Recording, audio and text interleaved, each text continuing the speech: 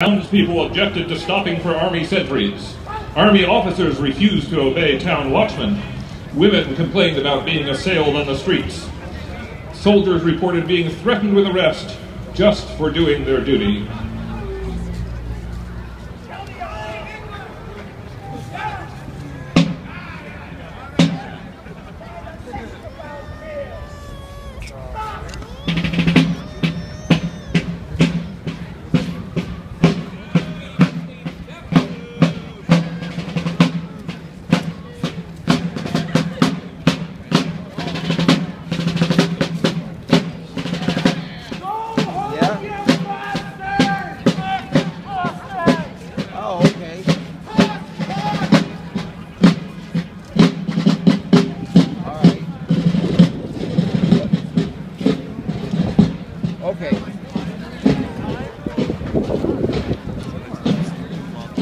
Jeffrey on there.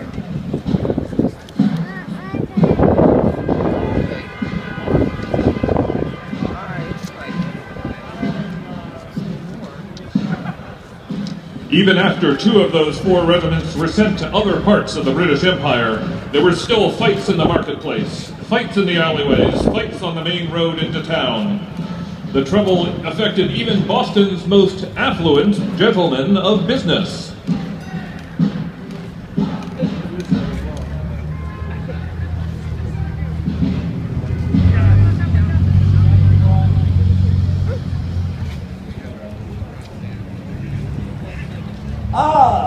Good evening, gentlemen. Good evening, sir. Mr. Marshall and Mr. Barrell. How are you this evening? Good evening, Mr. Payne. How is trade? Trade? Well, trade could be better, but what do you expect during these times? Yes, given the heavy burden that London has placed upon our trade. Heavy burden indeed. I find it odd that so many merchants in this town complain of poor trade when they insist upon not allowing merchants to import goods from England and not to sell them in their shops. Mr. Barrow, you know very well that we have agreed not to deal in imported goods, sir, to protect our freedom. Do you refer to that word, liberty? I never signed one of these agreements. Don't like that anymore. And I believe that the people of this town who believe the same as you, that the word like that liberty anymore. is a poor excuse not to pay one's taxes. We pay our taxes, sir, when we are represented in the assembly that levies those taxes, the assembly that should be meeting here. We have no voice in Parliament. If we subject to unjust taxation, we are no better than slaves.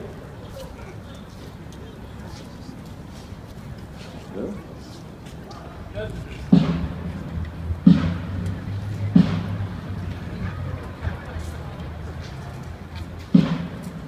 Well, certainly I do not feel a free man sometimes when I see this complete army parading our streets.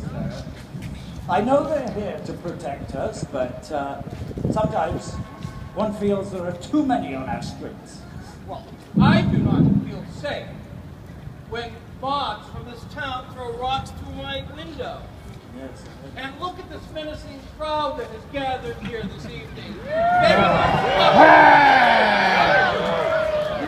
Sir, there was little trouble before the soldiers arrived.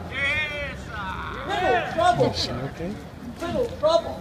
Of course, sailor of the Customs Service was tarred and feathered last fall, and in '65, a mob tore down the home of Lieutenant Governor Hutchinson. In '68, Commissioner Harrison's boat was burned. Oh, I do not fear the soldiers. I fear the mobs on these streets who do not let loyal English subjects trade with English merchants back in Britain. But sending these soldiers into a crowded city, the government should have known it would lead to violence. We do not need their protection. Sir, I'm a colonial militia officer. We can defend ourselves just like we did when we helped to drive the French from Canada. Well, Colonel Marshall, let me remind you that the most important word you said was helped, and that would be help His Majesty's regiments. Help His Majesty's regiments drive the French from Canada. And now all His Majesty's government asks is that The people of this colony pay their fair share of taxes for their defense. I told you we will pay our taxes when our own representatives are the ones that Gentlemen, we will not touch me. We will not settle our differences tonight. Come, Marshal, I think we should take our leave before our tempers get the better of us. In fact, a noggin at the bunch of grapes, sir. The soldiers of His Majesty's 14th and 29th Regiments have now lived in Boston for well over a year. Welcome or not, they have become part of the town's population. Some work part-time in local shops and manufactories. Some have even married in Boston churches. Others have brought their families with them, like Private Edward Montgomery of the 29th Regiment. His wife Isabella and their children have just said goodnight to him as he reported for guard duty.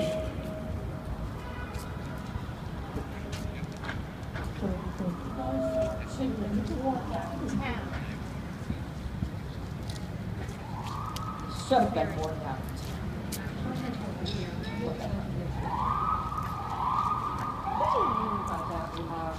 I was only saying that no one asked your soldiers to come here.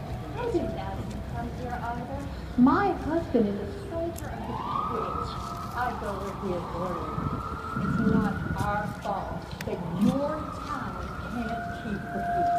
Our town was doing quite well till your lot got here, and now it's nothing but brawls in the streets. Our town? You're talking about our town?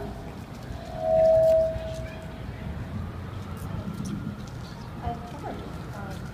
I don't understand that. I hope there's not a fight tonight. If there's a fight before war, many a maid's asses will lay low. Well, if there is, then I hope your man dies in the fight. My husband will stand his ground against your boys.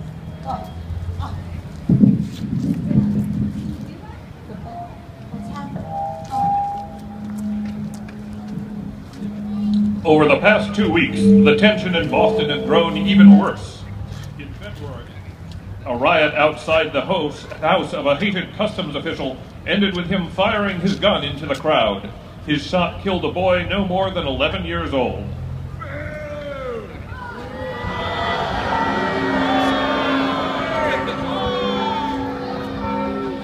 On March 2nd, a rope maker insulted a passing soldier by asking if he wanted work and then telling him to clean an outhouse. That produced 2 days of brawls between soldiers and rope makers. Today, March 5th, there were further fights outside soldiers' barracks. But here, the center of town is still peaceful. Private Hugh White of the 29th Regiment stands guard at the customs office. The bright moonlight has brought out all sorts of people.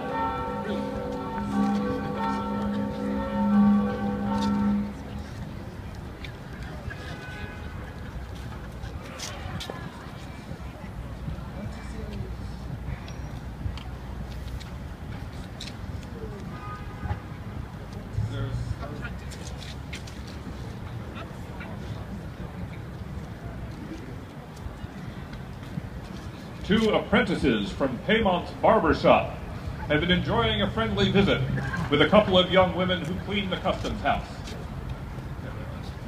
It was a wonderful evening with you. You have to come visit my master over on Longwall. He's the barber, as you know. We'll have him back. It was lovely seeing you. Be careful, I hear there's quite the rowdy lobsters about. I have to tell you, Waters, there's a two fine lady here that seems to picked up. Yes. Waters. There! You see him? That's the man! That's Captain Goldfinch. He's the man that refuses to pay my master. What a scoundrel. He owes my master for dressing his hair. And now look at them. They're ignoring me as he ignored him. Ha! A gentleman? You're mistaken, sir. There's no gentleman in that regiment. I'm not ashamed to show my face to a soldier. Go! Did you hit him? That bloody monster! He hit me! This isn't the last you've seen of us! What do you mean by abusing the people?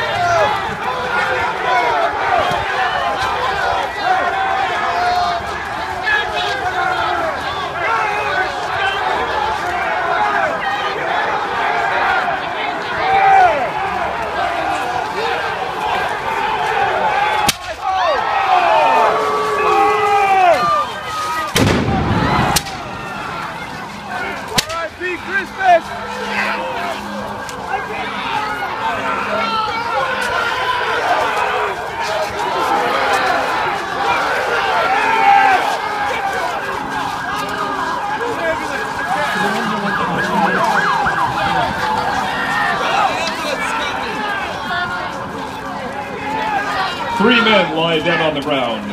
8 more civilians have been wounded. A 17-year-old boy in the back of the crowd will die before dawn. A 5th man will die days later. Boo!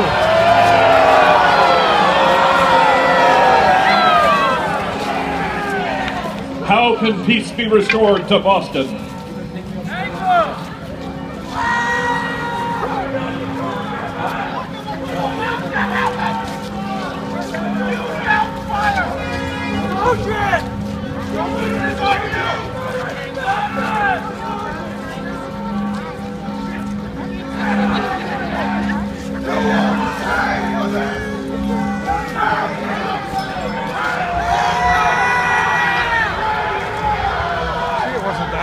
was it, Marley? The second one was really loud because I uncovered my ears because Emma said it wasn't really loud. Here you go, for the governor. Make way! Make way for the governor! Make way for the governor! Hey, you God! Make way! My God, Captain! What, Marley?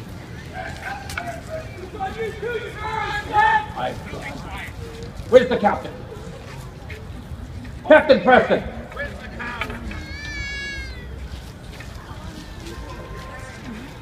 Captain Preston! What caused you to fire on this crowd without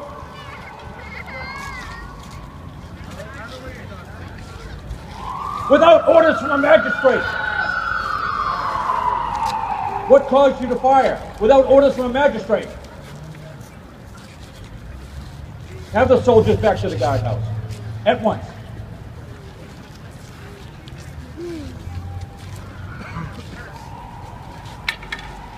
My God. Sir.